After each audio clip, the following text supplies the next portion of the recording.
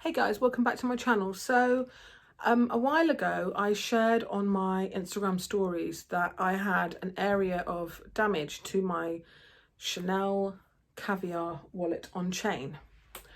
And I filmed this video actually about 2 weeks ago, but when I was editing it, I felt like I came across in a way that I wasn't happy with, a bit negative and moany.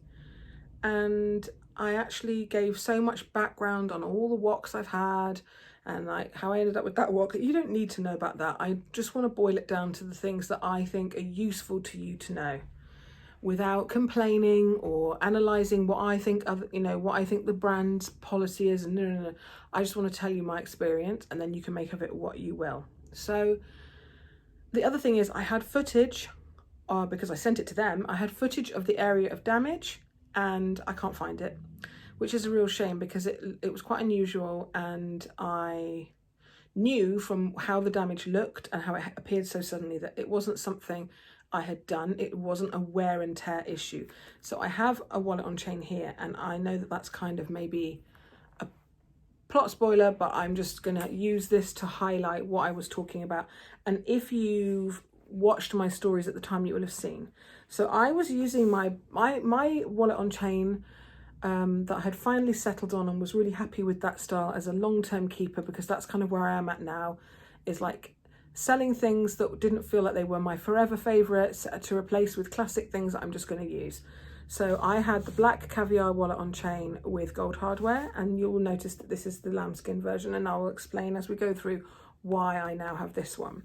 So I was in the car, and sometimes when I wear a wallet on a chain, or that piece, the pochette accessoire, I actually don't take it off. I have it crossbody in the car, and as long as I'm careful when I'm placing my seatbelt on, I don't feel like it gets excessively rubbed or damaged if I'm doing errands. So I was wearing it. I looked down to lift the flap and get something out, and I noticed on the edge of this side of the flap, the whole of the corner,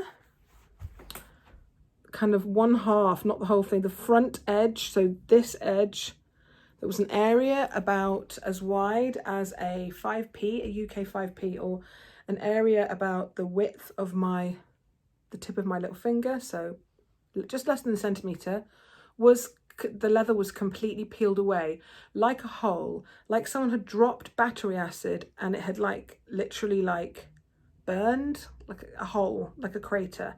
You could see a clear edge, and if you touched the edge with your finger, it was like when you're wearing gels and they lift, and I thought I could actually get that and just peel it off. It was really weird, and I'd never seen that in a video or on a friend's bag or anything.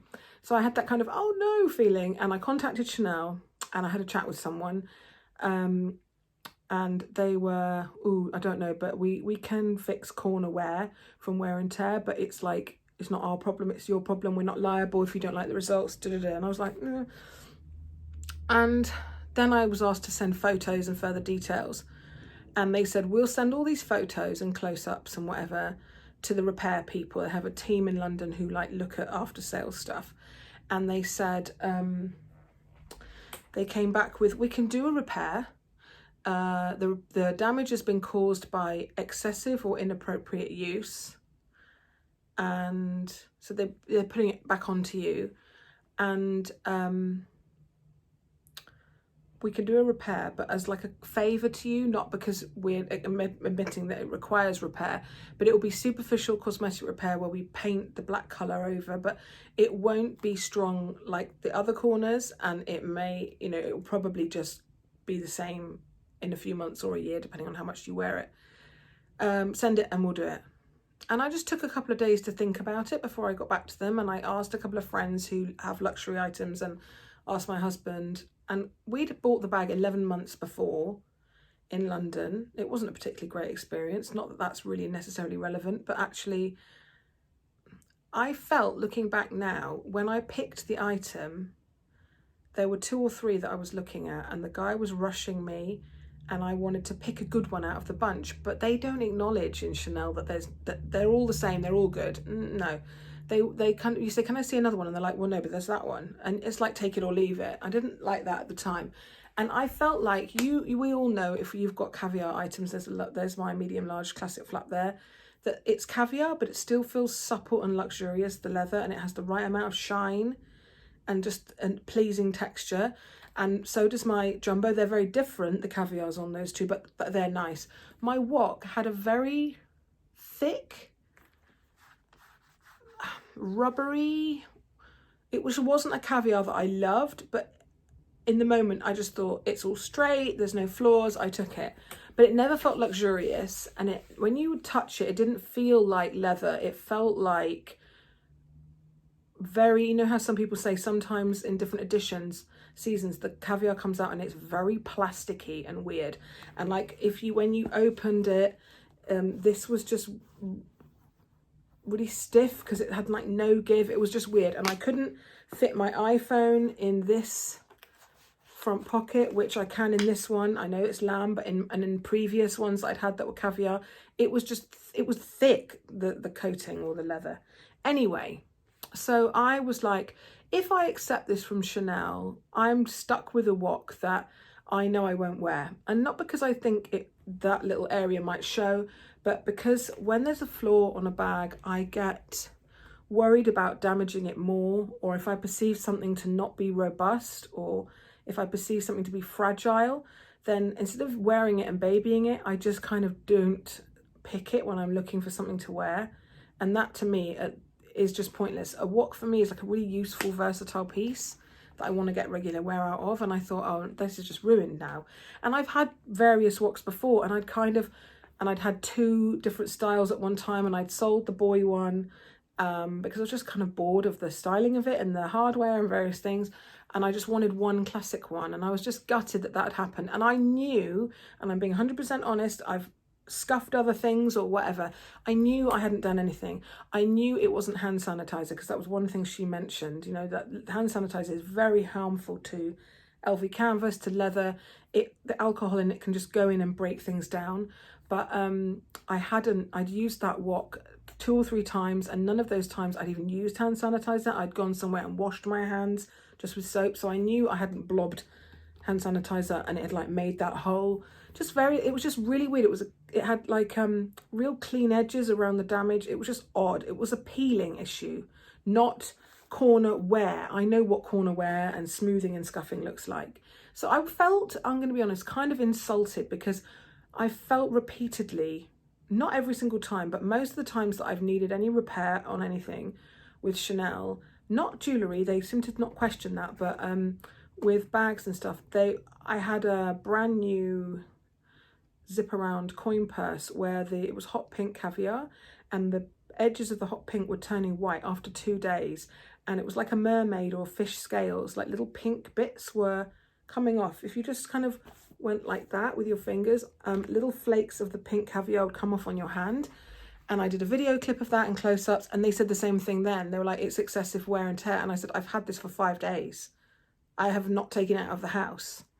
So sometimes I just don't understand that kind of denial culture with really super luxurious brands, because I think in the long run, they're better off helping you. That's just what I think. Like, it's so obvious that, I don't know, do people just accept it? And I don't know. Anyway, so I said to my friend, a couple of friends, 2 friends who were solicitors, said, I'll write you a letter. Don't worry. I thought, no, I'll do it myself. And I didn't want to get really leery. So I just wrote back and I said, I don't want to accept this superficial kind of cosmetic only repair, because in my opinion, it shouldn't have happened. It's not my wear. And if I let them do that repair and then the repair failed, they would have kind of gone, well, we told you it was at your own risk. I just felt uncomfortable about it. And my husband was super livid because he paid like $2,000 for this tiny little bag 11 months before. And when he buys my expensive things, like my Chanel price point things, he thinks, well, she's going to have that forever, and rightly so. So I said, look, I don't want that repair. I want a replacement or credit note. Like, I feel like this is faulty and I've never seen anything like this before. And if you have the piece and examine it, you'll see that there's literally no wear and tear anywhere else. So why is it just on that spot, So she said, that was the same lady that got back to me. She said, right, send it to us. We can't really, the repair people had made that judgment that it was my fault off of photos. She said, send it and mark clearly that you don't want them to do any repair. It's just to be examined. And I wrote a letter with the product when I sent it. And I was not threatening, but I was assertive and very clear that I will not accept you just sending it back and saying, well, it is what it is. I said, I will escalate this. If I have to, I will take legal action via the small claims court. I felt very strongly about it, just on a moral principle. They got it, they examined it, and they said that, yes, it was in fact faulty. Now, they either genuinely thought that it was faulty, or they took what I said in the letter to be not worth the hassle to like deny me. I don't know. I don't know. I don't think that they're that worried about an individual, and I'm definitely not like any level of client that they're worried about. But I don't know, PR, I don't know, maybe they just think, oh, we will just do it on a discretionary basis. But they didn't say, oh, it was on goodwill. They've done that to me before.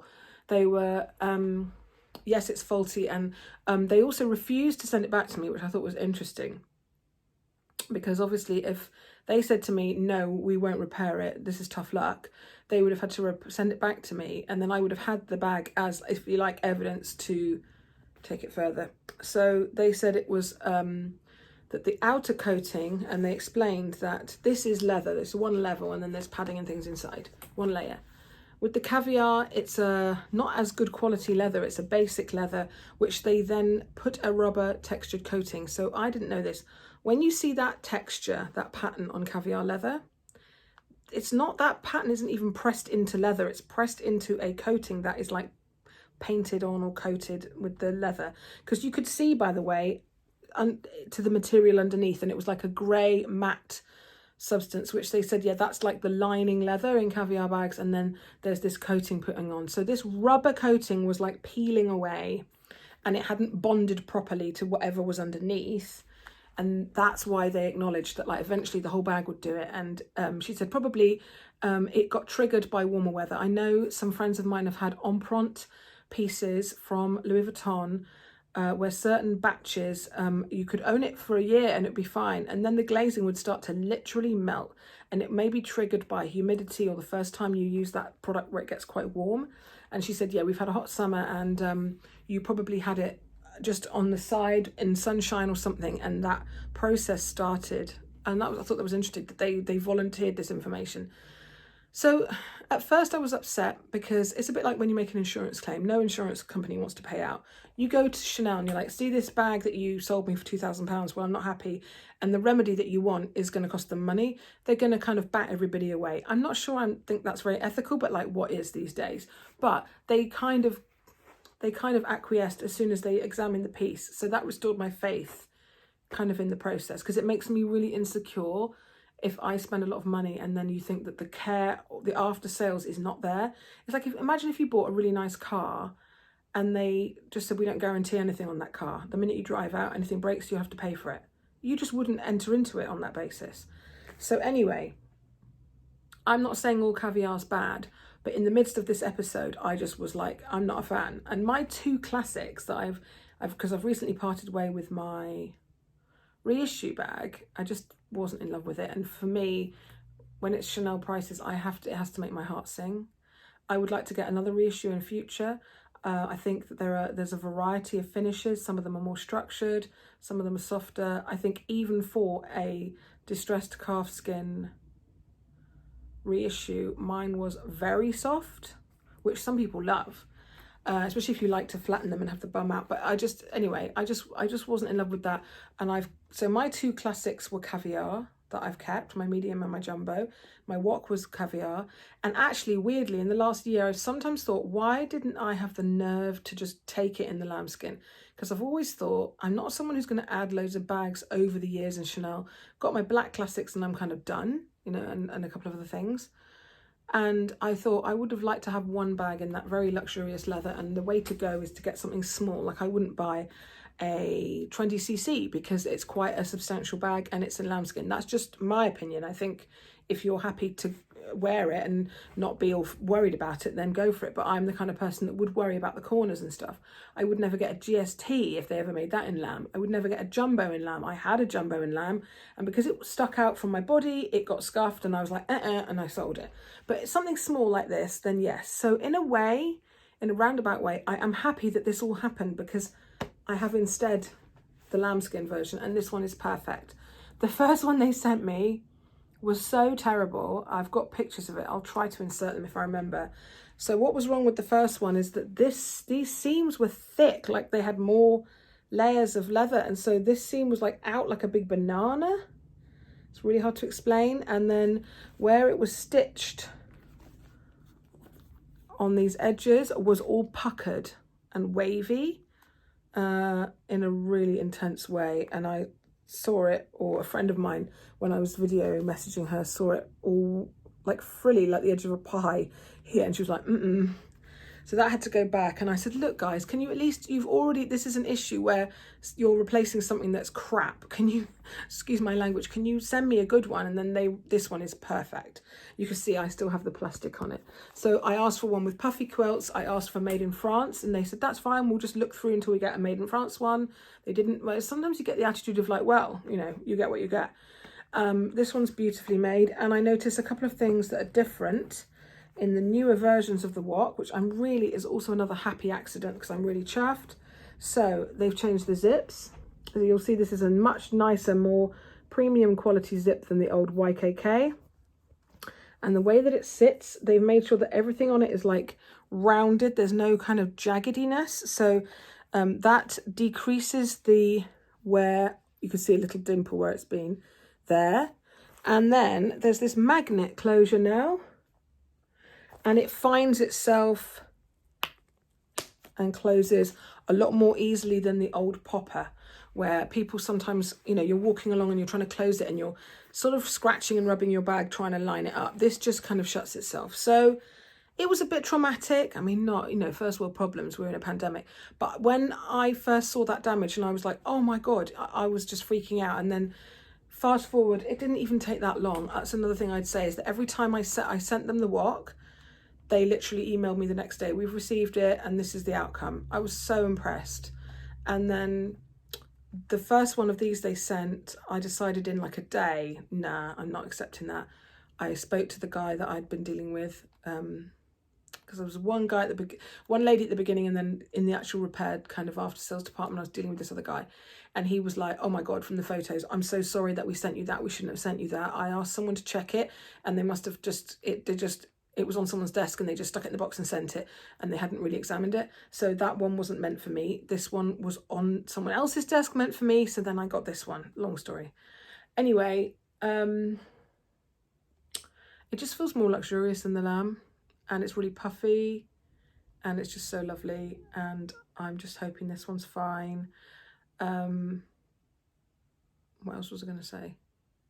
Yeah, the quickness. So I sent on like I came on a Friday, so on the Monday morning I sent back lambskin wok number 1, and then on Tuesday he emailed to say, just received your wok back, yeah, it's awful, and I'm sending it today. So then on Wednesday, so I sent the other one back on Monday, and on Wednesday I literally received this one.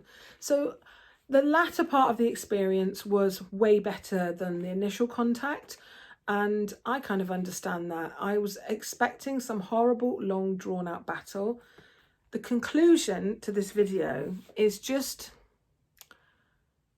know your rights, do your homework, look at the terms and conditions when you buy something, about return periods and what they set out as their policy for if there's a problem, and what the warranty is, all of that. Because you can argue against it. Like they said to me, oh, actually, by the time I'd sent them the caviar wok, they were like, oh, it's 12 months now.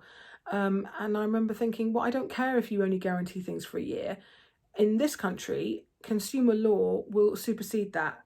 If you go to small claims with a £2,000 handbag, they will say, quite rightly, that needs to be fit for purpose for longer than a year, unless you've misused it. So just know your rights, be confident and assertive, but don't be inappropriate, rude or aggressive, because they won't want to help you, and they'll do everything they can to not help you if you're horrible. So just come across with confidence, speak and write professionally.